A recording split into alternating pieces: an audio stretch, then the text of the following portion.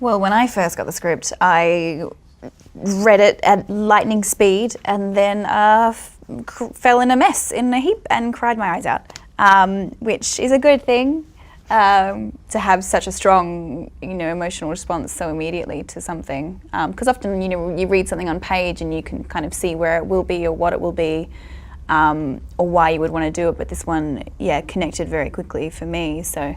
Yeah, same. Just very easy to come off the page, the characters, the world. Just to have the language kind of like filter through and have your mind start racing of the situation, and then how would I deal with this, and how does the character deal with this, and oh my god, so it was a page turner, which is always a good sign.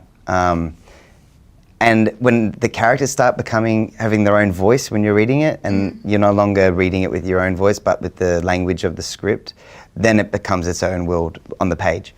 So it was very exciting to then meet Zak and then see his short film, which is his proof of concept, to then meet his producing partner, and then to, be rehearsing, and then the words come alive, and the characters, the names take on faces, and it becomes a real thing. The baby is born, and the baby starts walking. And well, the film has a lot of special effects, so I wonder which one was the hardest scene to pull off, especially when you have to work in front of a CGI background. Well, this is West Oz CGI. You've never seen this before. It's groundbreaking. Yeah. By far, it was the end firework. The end scene was our big explosion, as it were.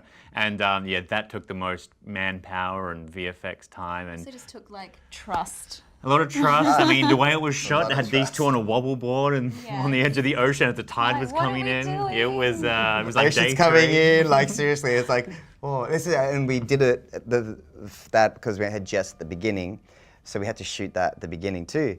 So for us, it's like, it could be a really good film, but man, the ending's going to be a bit weird, because it's like, we had no idea that it would look the way it would look. You never know as an actor, you just know, you have to trust. It's trust. And that was also huge thanks to our VFX team, Double Barrel. They really pulled off what they set out to do, and they just blew everyone away with that end result. And you never really know how these things are going to work out. You can only trust in people, and they delivered the goods. Speaking about these genre films in the Australian industry, there's a big explosive boom of these kind of films now with Bait 3D, 100, Bloody Acres, and obviously Wolf Creek. So I wonder which one is your opinion of this new area that Australian filmmakers are exploring? I think it's brilliant, because I think Australia tells stories so well and can do genre films so well. I mean, we've seen them in the past, and I think there's so much room for them. We get big international genre films come in, but we should be making them here and having Australians go see Australian films as well, because I think we do them so well, they're so well written. And the Australian landscape lends itself so beautifully to genre films. Yeah. And just a history of amazing thrillers in this country, like Dead Calm, or even something like Wake in Fright, which you wouldn't really think of as a thriller, but it's post-apocalyptic almost. It's an amazing sort of lost gem that was huge influence on myself. There's been some amazing genre films. And to encourage an audience here to go see Australian films, I think is so important as well. Which is why I think these final hours will hopefully connect with an audience here, because it's kind of sold as at a big sort of blockbustery international film, but then it's a very personal story, which Very I think microscopic, audiences would hopefully connect with. Bang for your buck. We've got explosions, drama, action, love, sexy women, All of it. all of it. Fast cars. Fast cars, you name it, we got it. Yeah, Hollywood. This fellow take hours that. coming down. Absolutely. And also, forgot to mention, you have a very young Australian actress who really nails the role. So I wonder how it was to work with the little girl who played the role of Rosie. Oh, we were just so blessed that myself and the producer of the film, Liz Carney, made a short film before these final hours called Transmission, which was a post-apocalyptic road movie. And we cast a little Perth actress called Angari Rice, and that was like our little audition for her, because once we finished that short, we put her straight into the movie, and she is just such an old soul. She's just so level-headed. She's an amazing actress. she's got it all, and I think she's just going to be going places. That's for Our sure. own little Natalie Portman. Yeah, she's more grown up than the rest of us. She really is. Now I have some individual questions, if it's okay. So my first question is for you, Nate. I not long ago I spoke to your friend John Gerard, and he said I would love to finish the Wall Street trilogy with another film. So I wonder if you will be willing to revisit that character with him. If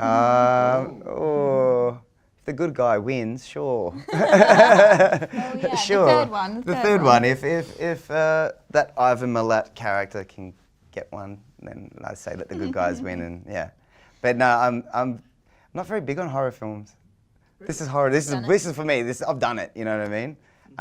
But this is like a horror film for me because it's like a truthful horror, whereas that kind of explores the more human era of horror. You know, this is a natural thing happening. So there's no finger to blame. No one can blame themselves for their lives. Everyone has to take responsibility. You know, I like that. Jessica, well, you have been making a huge name on the Arrow series and the Dracula now. So I wonder if you can give us a bit of an insight of how you joined the cast of Arrow and what we can expect about the new season. Well, yeah. So I mean, I've been on and off the show now for a couple of years. I started Arrow right before we did these final hours. I was shooting Arrow when I auditioned for this. Yeah, so I just kind of popped back, and fortunately they let me. And there's so much story to explore with my character because now the birds of prey is kind of coming into action. Yeah, so it's kind of a brilliant thing to be doing, and it's such a strong show, I think, in terms of the formula that they've sort of set out and the audience. I mean, there's a huge fan base for it, which is really fun. But it's a great thing to sort of pop back to every now and again and get into some trouble, cause some trouble. Bamf. Kick some ass. Bamf. What a Bamf. bamf is. Do you know what that means? No. Badass. You can bleep that. I did it for him. And Zak, the main question after this film that really blew my mind away and many of the viewers, what is next for you? What is the next big step? I'm just at the laptop writing away. I'm just writing a couple of things at the moment, and I'm also reading scripts now. And nothing is set in stone. Just really excited about the future of these final hours at this point in time. But fingers crossed, I'll have something on the go not too far from now. Big things. This guy. Okay, guys, thanks a lot for your time and congratulations for the film again. Thank you. I'm sure it's going to be Thanks, a buddy. huge hit. Oh, Cheers. thank you very Thank you, much. brother.